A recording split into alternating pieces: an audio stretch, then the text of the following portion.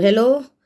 तो ये इस चैप्टर का लास्ट टॉपिक है एक्सक्रीशन। इसको भी हम आज पढ़ा के ये चैप्टर कंप्लीट हो जाएगा, फिर देखेंगे अगले चैप्टर के लिए। और उसको पढ़ाने से पहले कल आप लोगों से बोला था कि प्लीज़ आप लोग जितने लोग भी आए सब्सक्राइब करें, पर आप लोगों ने बहुत कम लोगों ने ये बात सुनी।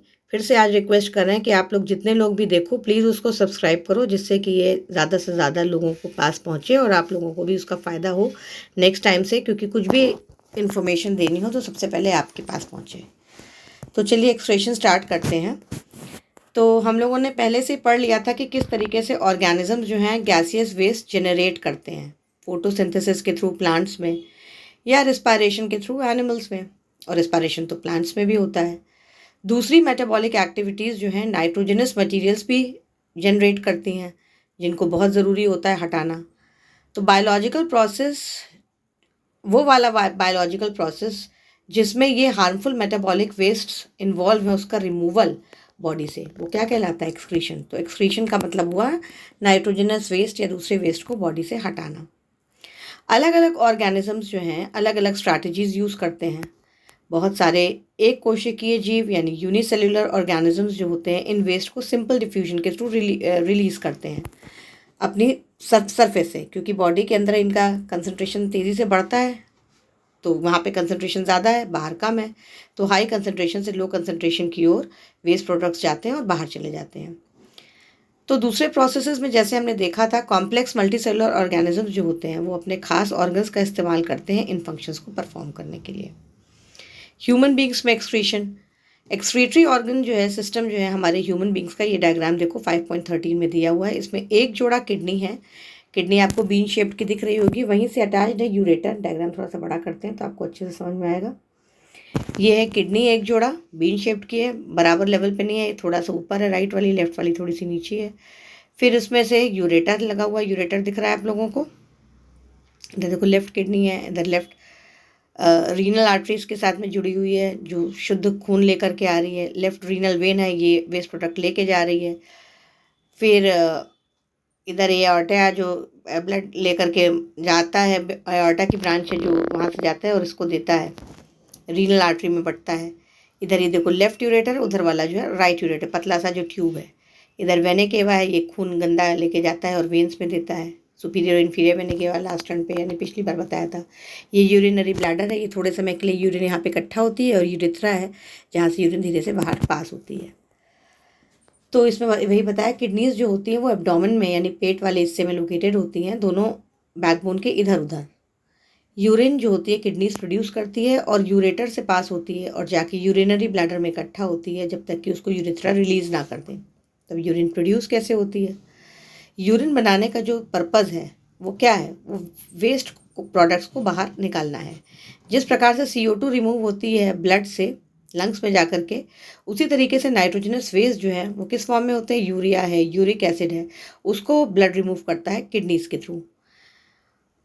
तो किडनीज पहले छानती होगी ब्लड को, जो ज़रूरी चीज़ें हैं वो रख लेती होगी, बाकी वेस्ट प्रोडक्ट हटा देती होगी। तो उसको क्या कहते हैं? फिल्ट्रेशन यूनिट कहते हैं। बिल्कुल उसी तरीके से जैसे लंग्स में होते हैं थिन वॉल्ड कैपिलरीज होती हैं, उसी तरीके से ईच कैपिलरी जो होती है किडनी के अंदर वो कप शेप्ड उससे लोकेटेड होती है, स्ट्रक्चर होता है, और वो कहलाता है बोहमन्स capsule.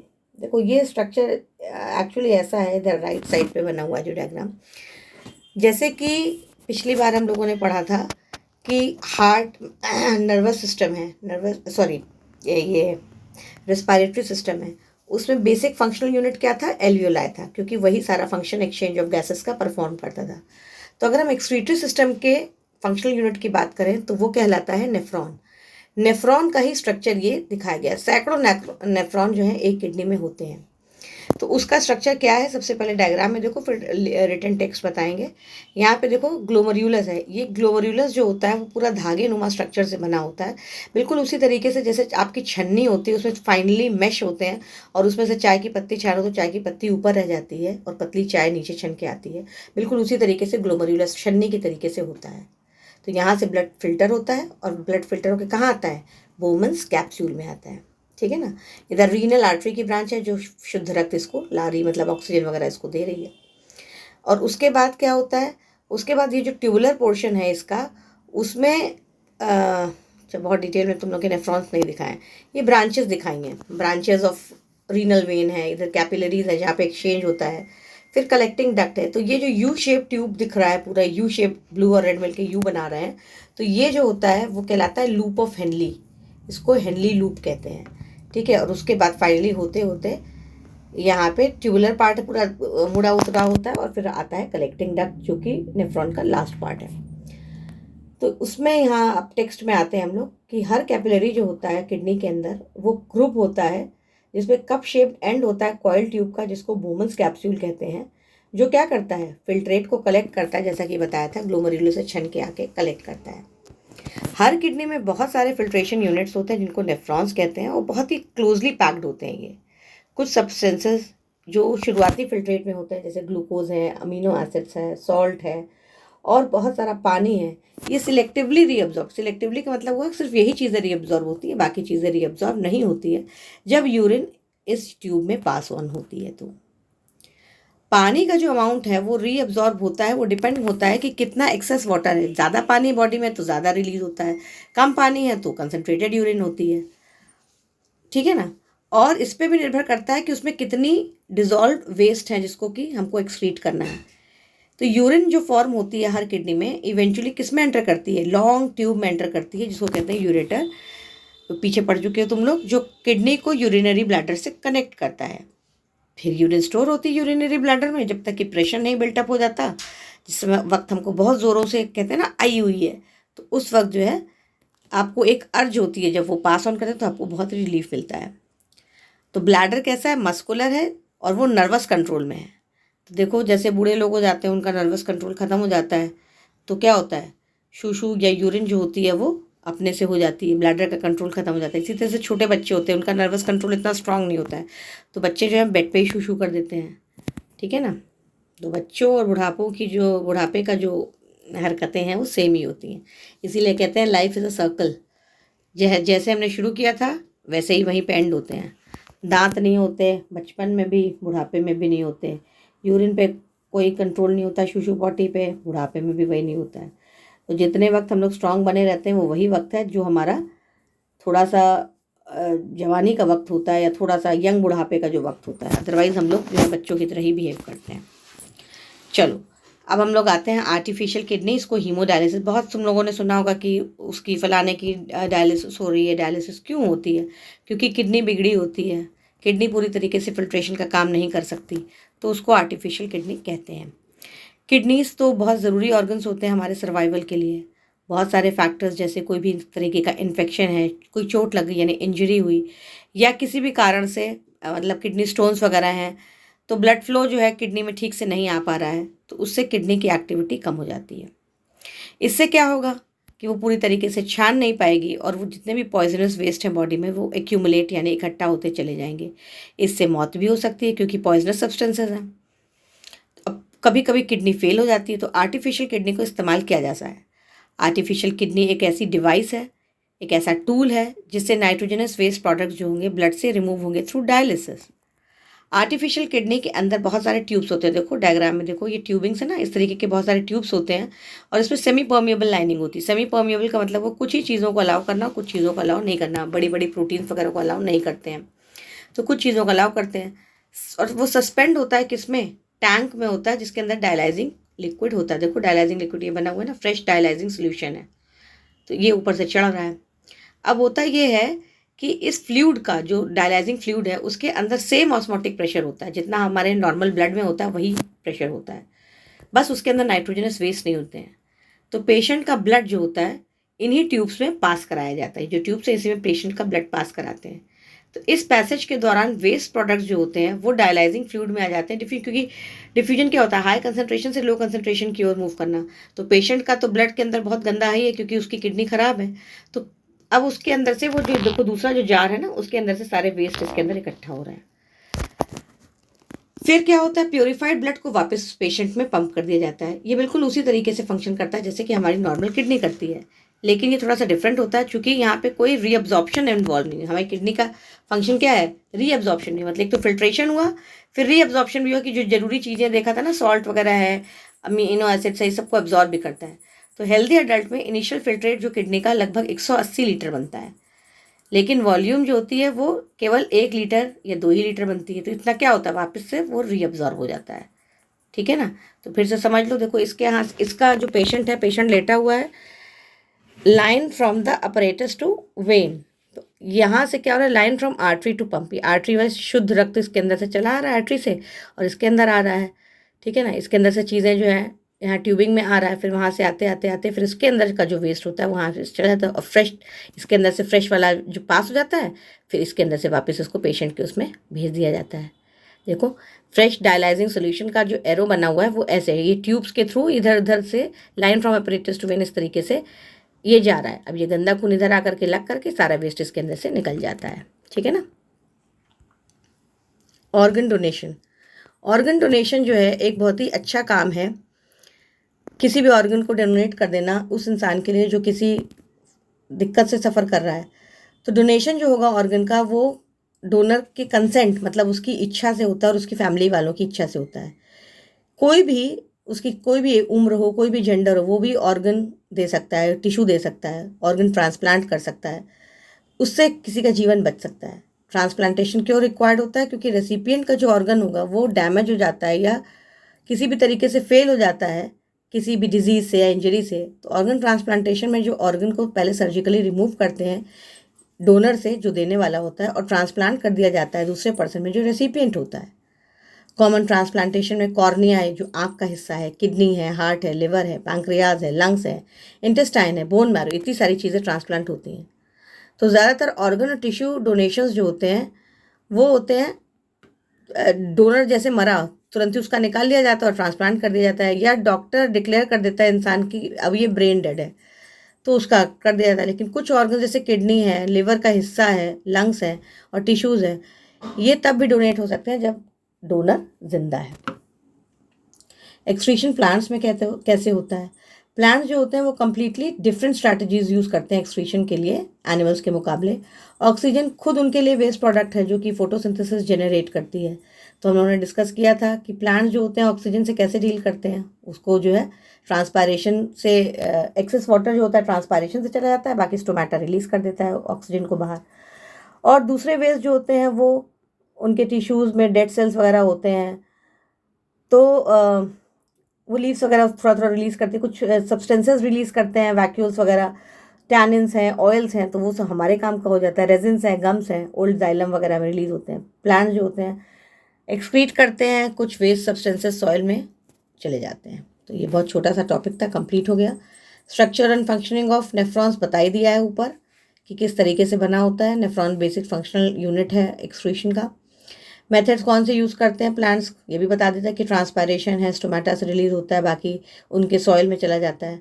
How is the amount of urine produced regulated, कौन रेगुलेट करता है, किडनीज रेगुलेट करती है। जैसे कि बताया था कि 180 लीटर जो है हमारा फिल्टर होता है, लेकिन यूरिन पास होती है 1 से 2 लीटर ही। इसका मतलब सारा पानी एब्जॉर्ब हो जाता है, और पानी एब्जॉर्ब होता है उस तरीके से भी जैसे हमारे बॉडी में बहुत ज़्यादा पानी है तो हमारी डाइल्यूट यूरिन प्रोड्यूस होगी। बहुत कम पानी है, हमने पानी नहीं पिया या पानी की कमी हो गई तो कॉन्सेंट्रेटेड यूरिन प्रोड्यूस होगी।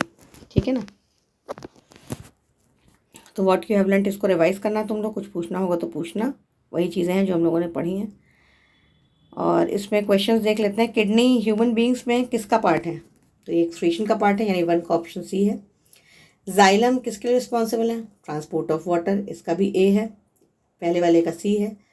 ऑटोट्रॉफिक मोड ऑफ इक्वेशन में क्या रिक्वायर्ड होता है, ऑटोट्रॉफिक यानी फोटोसिंथेसिस, तो कार्बन डाइऑक्साइड भी चाहिए, वाटर भी चाहिए, सनलाइट भी चाहिए, क्लोरोफिल भी चाहिए, तो ऑल ऑफ द अबव होगा, यानी डी ऑप्शन। पायरुवेट का ब्रेकडाउन जिससे कार्बन डाइऑक्साइड वाटर एनर्जी मिलती है वो कहाँ होता है, वो होता है मतलब पायरुवेट का ऑक्सीडेशन जिससे कि CO2 H2O और एनर्जी मिलती है वो कहाँ होता है, एरोबिक सेल्यूलर रिस्पायरेशन में जो कि माइटोकॉन्ड्रिया में होता है। किस तरीके से फैट डाइजेस्ट होते हैं, फैट जो होते हैं पहले उनको बड़े बड़े पीसेस को छोटे छोटे पीसेस में तोड़ा जाता है। ये कहाँ होता है, ये बाइल जूस की मदद से होता है जो कि लीवर सिक्रीट करता है और गॉल ब्लैडर स्टोर करता है। इसको कहते हैं एमल्सिफिकेशन ऑफ फैट।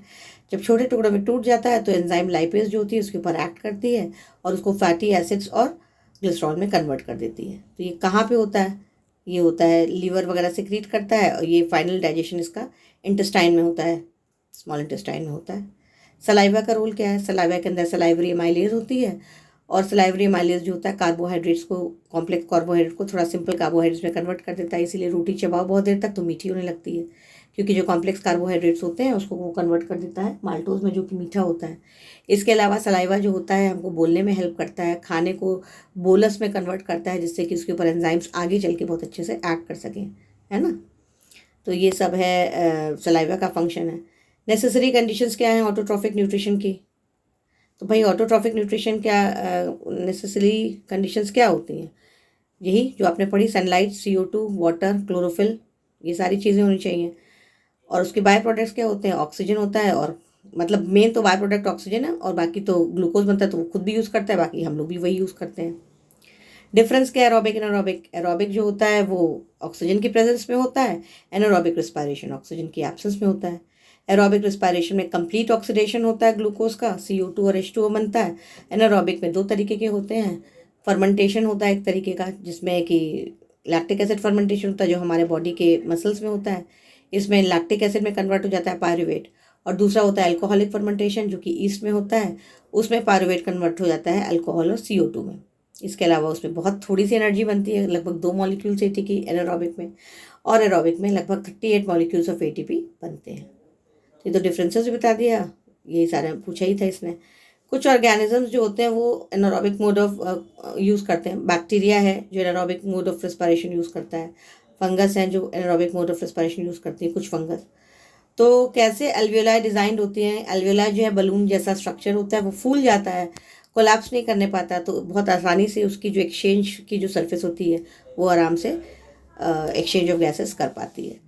कॉन्सिक्वेंसेस क्या होते हैं डेफिशिएंसी के? हमारी बॉडी में हीमोग्लोबिन, अगर हमारी बॉडी में हीमोग्लोबिन की कमी हो जाएगी तो ट्रांसपोर्ट ऑफ गैसेस वाला जो सिस्टम है वो नहीं हो पाएगा, ऑक्सीजन डिलीवरी नहीं होगी।